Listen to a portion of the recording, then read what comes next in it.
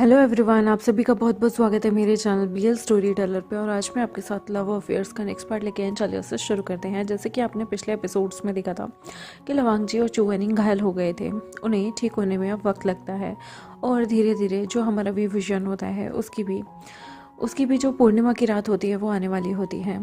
अब वो पूरी तरह से डीमन में बदल जाएगा। लेकिन तभी जो यहाँ पर जो उनका सैटर्न था उसे एकदम से उसकी दर्द उठने लगता है।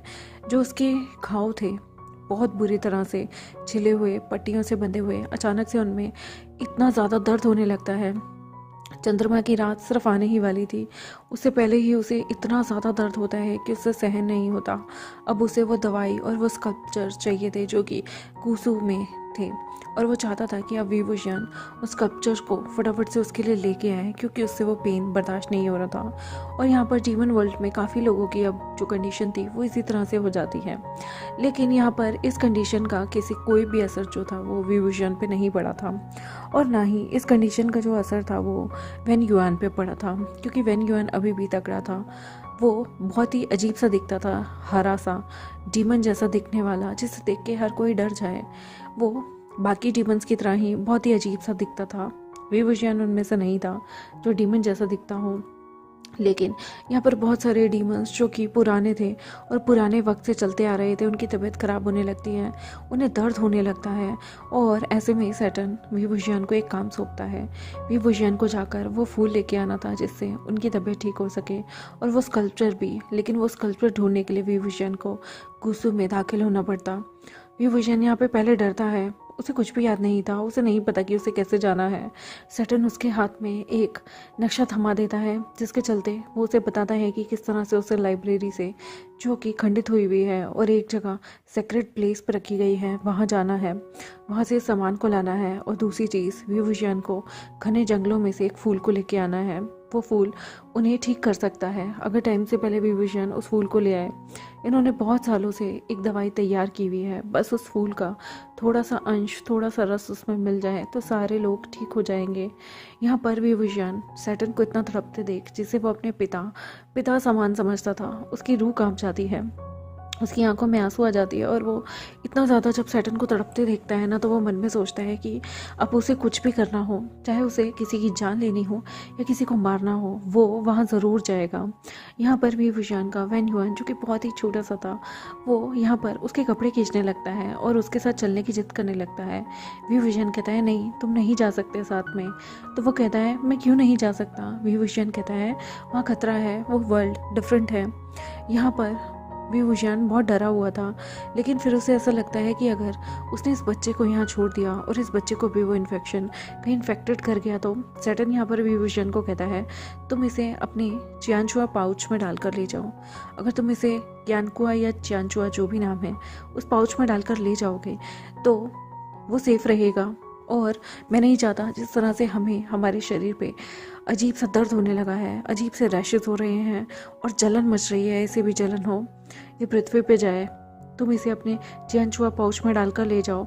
यह सैटर्न मन में सोच रहा था कि अगर यहाँ पर ये बच्चा वेन युआन अगर किसी की नज़रों में भी आ गया तो क्या होगा, ज़्यादा से ज़्यादा वो लोग इसे पकड़ लेंगे, इसे टॉर्चर करेंगे या इसे मार देंगे। उसे वैसे भी वेन युआन पे कोई तरस नहीं आता था। सैटर्न का एक ही मकसद था कि विभूषण डीमन में चेंज हो जाए और उनके नाम से पूरे जितने भी वर्ल्ड हैं उन सबसे लड़ाई करे, जादुई दुनिया में एक हाहाकार मचा दे, उन सबको मार दे और इनका बदला ले। बस यही यहाँ पर सैटर्न चाहता था। विभूषण यहाँ पर उस छोटे से वेन युआन को उसे उस पाउच में आने के लिए कहता है। वेन युआन, जो कि बहुत लिटिल सा बेबी, क्यूट सा बेबी था, जो अपने शियन गगा के लिए कुछ भी कर सकता था, वो अपने यहाँ पर मदद से, विभूषण की और सैटर्न की मदद से अपने रूप को बदलता है। वो छोटा सा हो जाता है और चियांचुआ पाउच में अपने वीगागा के साथ बाहर घूमने के लिए निकल पड़ता है। जैसे ही विभूषण यहाँ पर उसे अपने साथ बाहर चियांचुआ पाउच में ले जाता है, विभूषण उसे कहता है तुम्हें कोई तकलीफ तो नहीं हो रही ना। तो अंदर पाउच में से आवाज़ आती है नहीं शियन गगा, मुझे कोई तकलीफ नहीं हो रही। विभूषण, जो कि जानता नहीं था कि यहाँ पर क्या क्या हो सकता है, वो जब डीमन वर्ल्ड से बाहर निकलकर, पाताल लोक से बाहर आकर जब वो यहाँ पर आता है पृथ्वी पे, तो वो पहले जंगल में उस फूल को ढूंढने लगता है। यहाँ पर वी विजन के लिए कोई भी किसी भी प्रकार की जो है अलर्टनेस जारी नहीं होती थी, क्योंकि वी विजन लवांगची का पति था, उसकी वाइफ था और वो कहीं भी आ जा सकता था।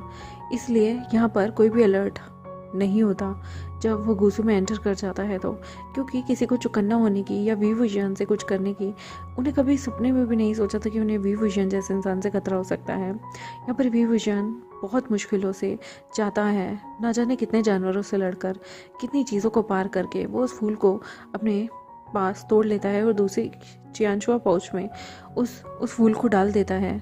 यहाँ पर वो बच्चा बहुत खुश हो रहा था। वेन्युआन कहता है, वी गगा मैं बहुत खुश हूँ, आपने ये फूल हासिल कर ही लिया। वी विजन हंसता है और कहता है, इतने टाइम से ना जाने क्यों डीमन वर्ल्ड के लोग इसे हासिल नहीं कर पाए, मेरे लिए तो ये चुटकियों का काम था। जैसे ही वी विजन यहाँ से पलटता है तो अचानक से उसे पीछे से कोई पकड़ लेता है। वी विजन अभी एक मूव करने ही वाला था, लेकिन वो उस इंसान ने उसे बुरी तरह से पकड़ लिया और जैसे ही वी विजन पीछे मुड़ के देखता है तो वो और कोई नहीं बल्कि हुआचंग था। हुआचंग यहाँ पर वी विजन अपना मुंह ढका हुआ था जिससे उसे कोई पहचान ना पाए, लेकिन हुआचंग उसे देखकर उसकी फ्रेग्रेंस से कहता है, तुम जाने पहचाने से लग रहे हो। वी विजन कुछ भी रिएक्ट नहीं करता और कहता है, मैं आपको नहीं जानता, छोड़ो मुझे। यहाँ पर हुआचंग बहुत बुरी तरीके से वींग को पकड़ लेता है और इमॉर्टल बाइंडिंग केबल से उसे बांध देता है। तब वी विजन कहता है, प्लीज़ मुझे जाने दो, आप ये क्या कर रहे हैं। हुआचंग यहाँ पर उसके चेहरे से कपड़ा हटाने वाला होता है कि तभी चियांचुआ पाउच से आवाज़ आती है, गगा क्या हुआ, गगा आप ठीक तो है ना, यीलिंग पेट्रियार्क आप कैसे हैं। तभी यहाँ पर वो किसी के सामने भी वी विजन का नाम नहीं ले सकता था। एक चीज़ वेन्युआन को बहुत अच्छे से आती कि अगर उसने किसी के सामने भी वी विजन की आइडेंटिटी रिवील की तो जो सैटन थे उसे जान से मार देते, इसलिए वो यहाँ पर यीलिंग पेट्रियार्क गगा बोलता है। तो यहाँ पर जैसे ही हुआचंग देखता है कि ज़रूर इस चियांचुआ पाउच में कुछ तो गड़बड़ है, वो इस चियांचुआ पाउच से फटाफट से वी विजन की बॉडी से निकाल लेता है। वी विजन जो कि अभी भी मशक्क़त कर रहा था और उसे यहाँ पर ये पाउच नहीं लेने दे रहा था, जैसे तैसे करके हुआचंग ये चियांचुआ पाउच उसे ले लेता है। वो जैसे ही ये चियांचुआ पाउच उसे ले लेता है तो वो वी विजन यहाँ पर ज़ोर ज़ोर से हिलने लगता है और उसे चियांचुआ पाउच मांगने की गुहार लगाने लगता है, लेकिन हुआचंग उसे देने से मना कर देता है। हुआचंग फटाफट से संकेत भेजता है और वी विजन को वो अपने साथ इमॉर्टल बाइंडिंग केबल से बांधता हुआ अंदर ले आता है। वो गुसू में यहाँ पर लेंचरन, लेंशिचन और बाकी सबको भी बुला लेता है। उसने सिर्फ एक टैलिस्मान फेंका था जिसकी वजह से जैसे ही वो आकाश में उन सबको फेंकता है तो वहाँ पर काफ़ी सारे टीचर्स आ गए थे। सारे के सारे टीचर्स तो नहीं आ सकते थे क्योंकि वो गुसू की पूरी यूनिवर्सिटी को ऐसे खाली नहीं छोड़ सकते थे, तो वहाँ पर बड़े बड़े टीचर्स आते हैं। जैसे ही वो लोग देखते हैं वहाँ पर अभी भी उस चियांचुआ पाउच में से आवाज़ आ रही थी जो बार बार कह रहा था, यीलिंग पेट्रियार्क गगा आप ठीक तो है ना। वी विजन कहता है, मुझे मेरा चियांचुआ पाउच वापस करो, लेकिन यहाँ पर कोई भी उसे कुछ भी वापस करने नहीं देता। हुआचंग यहाँ पर जैसे ही सारे टीचर्स अपनी अपनी तलवारों पर आते हैं, स्पेशली जो हमारे लेंचरन होते हैं, लेंशिचन होते हैं, वांगजी और चू वेनिंग को अभी भी मोरन की देखभाल में छोड़ा गया था और वहाँ पर जोउ जिशु और वन केशिंग जैसे बड़े बड़े मास्टर थे जो कि चुटकियों में बाकियों सबका सफाया कर सकते थे। वहाँ पर ड्यूटी पे लुओ भिंगे और शेंचन च्यू को भी लगाया गया था। यहाँ पर जैसे ही सारे आते हैं, बड़े बड़े टीचर्स में इन्हीं का नाम था। ये लोग लैंड करते ही यहाँ पर बहुत सारे लोग इन्हें देख रहे थे। यहाँ पर हुआचंग जो है वो शिलियन भी आता है तो बोलता है कि मैंने इसे पकड़ा है, ये यहाँ पर फूल को चोरी करने आया था जो कि डीमन वर्ल्ड के लिए असेंशियल फूल माना जाता है। लगता है डीमंस कुछ प्लान कर रहे हैं। यहाँ पर वी विजन से ये लोग उस पाउच को ले लेते हैं जिसमें वो फूल चमक रहा था, क्योंकि वो पाउच दूर से ही बहुत ज़्यादा रोशनी वाला लग रहा था। उसके हाथ से उस चियांचुआ पाउच को छीन लेता है लेंशिचन और चिरन जो है वो अभी भी विंग को देख रहा था। उसकी आंखें बहुत संदिग्ध लग रही थी, उसे ऐसा लग रहा था जैसे उसने इसे कहीं ना कहीं तो देखा है और वो बोलने लगता है कि ऐसा क्यों लग रहा है जैसे मैंने तुम्हें कहीं देखा है। यहाँ पर वी विजन कहता है, तुम लोग बहुत बुरे हो, तुम लोगों ने हमारी दुनिया को तहस नहस कर दिया। मेरा एक बार हाथ खोलो फिर मैं तुम्हें बताता हूँ कि मैं तुम्हारी वर्ल्ड में क्या क्या कर सकता हूँ। यहाँ पर हुआचंग कहता है, अच्छा ऐसी बात है, ये देखो इस चियांचुआ पाउच में से भी आवाज़ें आ रही हैं। यहाँ पर वो लोग सारे के सारे अपने हाथों में एक एक्सप्लोसिव जो था तैलिस्मान लेके खड़े होते हैं कि जैसे ही वो उस चियांचुआ पाउच में से जो भी इंसान है या जो भी डीमन है उसे निकालेंगे, अगर उसने कोई भी हरकत की तो वो उसे ब्लास्ट कर देंगे। जैसे ही विभूषण ये चीज़ें देखता है उसे चीज़ें याद आने लगती है और वो उन्हें कहता है स्टॉप, इसे हार्म मत कीजिएगा, ये आपको कुछ भी नहीं कहेगा, ये बस एक बच्चा है। लेकिन उसकी बातों को कोई नहीं सुनता और यहाँ पर छेंचुआ पाउच में हाथ डाल के जो हमारा हुआचंग था वो एक बच्चे को बाहर निकाल देता है। ये बच्चा दिखने में बहुत ही अलग लग रहा था, बहुत ही डिफरेंट लग रहा था और ये बच्चा बहुत ही हरे कलर का था। यहाँ पर शिचन और चिरन बाकी सारे के सारे हक्के बक्के थे। वो बच्चा ग्रीन से रंग का था, अलग सी आंखें थी उसकी और वो बहुत ही क्यूट लग रहा था और उसके कान बहुत अजीब से थे। वो दिखने में एक एल्फ जैसा था लेकिन वो बच्चा था। उसे देखने के बाद सारे के सारे कहते हैं ये कुछ देखा देखा लग रहा है, इसकी हरकतें कुछ जानी पहचानी सी लग रही हैं, इसे देख के तो किसी की याद आती है। तभी यहाँ पर गहरी सांसें लेने के बाद लैन शिचन कहता है इसे देख के तो भांजी के बचपन की याद आती है। यहाँ पर विभूषण की आंखें खुली की खुली रह गई थी। वो मन में सोचता है ये क्या बात कर रहे हैं, वेन्युआन तो कभी यहाँ आया ही नहीं है, तो ये लोग इस बच्चे को देखकर ऐसा क्यों सोच सकते हैं। ये बच्चा तो कितना छोटा है, ये इन राक्षस जैसे लोगों के बीच में कैसे रह सकता है। तभी यहाँ पर वाचन कहता है इस बच्चे पे कोई कर्ज डाला गया है, ये इसका ओरिजिनल रूप नहीं है। विभूषण मन में सोचता है ये इसका ओरिजिनल रूप क्यों नहीं होगा, ये बच्चा तो डीमन वर्ल्ड का है और सारे डीमन ऐसे ही दिखते हैं। यहाँ पर चिरन अपने हाथों में अपनी शक्ति को लेते हैं और उसके बाद वो यहाँ पर बुलाते हैं। हमारे शिलियन भी अपनी शक्ति को अपने हाथों में लेता है, वाचंग भी अपनी शक्ति को हाथों में लेता है और यहाँ पर लेंशिचन भी अपनी शक्ति को अपने हाथों में लेते हैं। वो चारों अपने हाथों को ज्वाइन करते हैं और जैसे ही वो अपने हाथों को ज्वाइन करते हैं वो अपने हाथों को यहाँ पर इस छोटे बच्चे वेन्युएन के सिर पे लगते हैं। ये जैसे ही वेन्युएन के सिर पे रखा गया ये बच्चा एकदम से बदल गया। ये बच्चा जो कि हरे से रंग का दिखता था, जिसके कान बहुत अजीब से थे, दिखने में भी बहुत डिफरेंट थी, इसकी स्किन भी हरी लगती थी, डीमन जैसा दिखने वाला बच्चा अचानक से एक इंसानी बच्चे में बदल गया, एक कल्टीवेटर इंसानी बच्चे में बदलना। यहाँ पर विभूषण भी शॉक था। ये बच्चा बहुत ब्यूटीफुल लग रहा था, इसके चीक्स बहुत ज़्यादा रेडिश थे और ये पाउट करते हुए बिल्कुल लवंगची के बचपन जैसा लग रहा था। यहाँ पर विभूषण को इसे देखते ही उसकी आंखों में धुंधली धुंधली इमेज आने लगती है और यहाँ पर वो देखता है कि जैसे मानो उसने कभी इस ऐसे दिखने वाले बच्चे को देखा हो। उसकी जो ब्लर इमेज थी वो धुंधली धुंधली ठीक होती है और यहाँ पर उसके कानों में एक आवाज़ आती है, मेरा नाम लेंतूजी है।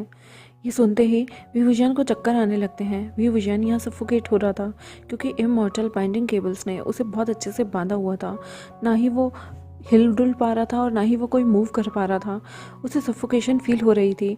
यहाँ पर ये बच्चा जैसे ही वांगजी के बचपन के रूप में बदल जाता है, यहाँ पर शिचन चिरन सारे हक्के पक्के रह जाते हैं और वो सारे के सारे अचानक से इस बच्चे को जांचने लगते हैं। वेन्युआन डर जाता है, वो डर के विंग के पास भाग कर आता है, उसके कपड़ों के पीछे छुपने की कोशिश करता है।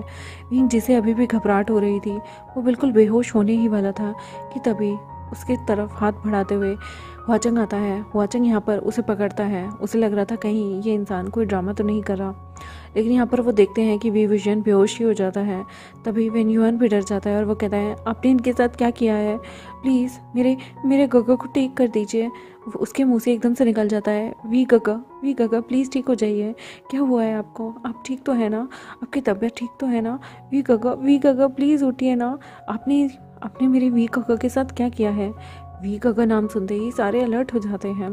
एकदम से हुआचंग यहाँ पर विभूषण के चेहरे पे जो कपड़ा रखा हुआ था उसे हटा देता है और वो एकदम से बोलता है विभूषण। सुनते ही सारे के सारों के कान खड़े हो जाते हैं। भागकर वो सारे देखते हैं कि सच में हुआचंग की बाहों में इस वक्त विभूषण था और यहाँ पर ये छोटा सा बच्चा जो कि विभूषण के साथ उसके कपड़ों को खींच रहा था, वो बिल्कुल लवांगची जैसा दिखने वाला। यहाँ पर उन लोगों को लग रहा था ये क्या हो गया है।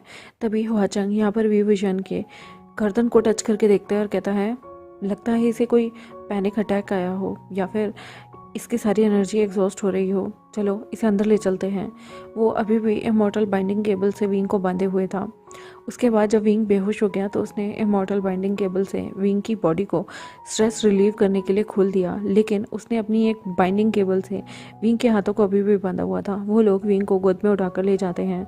वो छोटा सा बच्चा जो कि रो रहा था विंग को बार बार उसके कपड़े खींचते हुए, उसे शिचन अपनी गोद में ले लेते हैं और उसके गालों को छेड़ते हुए कहते हैं, तुम्हारा नाम क्या है? यहाँ पर वो उन्हें नहीं कुछ भी नहीं बताता और कहता है वी कब ठीक होंगे। तो वो मुस्कुराकर कहते हैं, हे लिटिल प्रिंस, तुम्हें पता है तुम कैसे दिखते हो? बिल्कुल मेरे भाई लवांगजी जैसे। एक बात बताओ, तुम्हारे माता पिता कौन हैं? तो यहाँ पर ईवान कहता है कि उसके माता पिता बहुत पहले ही मर चुके हैं। उसके माता पिता को इसी ह्यूमन वर्ल्ड के कल्टिवेटर्स ने मारा है। यहाँ पर शिचन कन्फ्यूज़ हो जाता है और पूछता है, कौन थे तुम्हारे माता पिता? यहाँ पर ये बच्चा कहता है, मुझे उनका नाम नहीं पता, बस मुझे ये पता है कि आप लोग बहुत बुरे हो, आप लोगों ने उन्हें मारा है। यहाँ पर वो बोलते हुए बिल्कुल लवांगची जैसा लग रहा था और वी विजन यहाँ पर बेहोश पड़ा था। वी विजन को ये लोग हॉस्पिटल में लेके जाते हैं। जिस हॉस्पिटल में ये वी विजन को लेके गए हुए थे वहाँ पर लवांगची और चू वेनिंग भी थे। उसी के पास में वी विजन का बेड लगा दिया जाता है। यहाँ पर लवांगची देखता है कि जो यहाँ पर जो हुआचंग था वो किसी को अपनी गोद में उठा के लेके आ रहा था। चू वेनिंग भी यहाँ पर थोड़ा सा ठीक हो जाता है और खड़ा हो जाता है। अब काफ़ी दिन बीत चुके थे तो इन लोगों की हालत में सुधार था, लेकिन ये ज़्यादा मूव नहीं कर सकते थे। यहाँ पर वो देखता है कि हुआचंग पहली बार किसी और को अपनी बाहों में उठाकर इस तरह से ला रहा है और बेड पे लेटा रहा है। उस इंसान की खुशबू उसे फेमिलियर लगती है और उसे देखने का लवांगची का बार बार दिल होता है, लेकिन लवांगची अपनी जख्मों की वजह से ऐसा कुछ नहीं कर पाता। देखते हैं गाइस, जब लवांगची को पता चलेगा वी विजन जिंदा है तो उसका क्या रिएक्शन होगा। और लवांगची तभी की तभी अपने भाई के हाथों में एक बच्चे को रोते हुए देखता है, जिसे देखकर उसे अपने उस शेप शिफ्टर टाइम की याद आती है जब वो एक बच्चे में बन जाता था। वो बिल्कुल ऐसा ही दिखता था। लवांगची का मुंह खुला का खुला रह जाता है और वो घूर कर उस इंसान को देखता है जो यहाँ बेड पे लेटा हुआ है, लेकिन उसका मुंह दूसरी साइड है। तो लवांगची समझ नहीं पाता कि आखिर हो क्या रहा है और वो एकदम से बोलता है, ब्रदर क्या हुआ है? गाइस देखते हैं अपने अगले एपिसोड में मैं आपके साथ शेयर करूँगी कि क्या हुआ है क्या नहीं। तब तक आप मुझे बताइए आपको आज का एपिसोड कैसा लगा और आपको क्या स्टोरी इंटरेस्टिंग लगती है या नहीं। प्लीज़ कमेंट सेक्शन में अपने जो भी व्यूज़ होंगे उससे शेयर कीजिएगा। Thank you very much. और अगर आपको कहीं भी अनकंफर्टेबल लगता है तो बिना कोई हेटेड कमेंट किए आप उसे वहीं छोड़ दीजिए। वो आपके लिए, मेरे लिए, हम दोनों की मेंटल स्थिति के लिए ज़्यादा अच्छा होगा। Thank you very much. Bye bye.